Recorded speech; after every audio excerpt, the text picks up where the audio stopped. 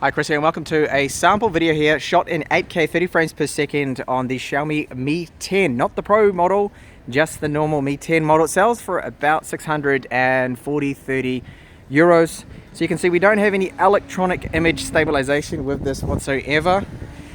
And that's a shame, but it's kind of understandable considering how demanding this resolution is. But it does look to be using a little bit of optical, I feel here. Now the sound, the audio has improved. It's actually using a 320 kilobit per second bit rate. And I think it's 106 megabits per second is the 8K bit rate here that we have. So quality wise, I mean, it is very sharp. It's capturing a lot of details. The sky doesn't actually look that blue. It tends to be oversaturating the video here quite a bit. More of a Samsung kind of feel to it.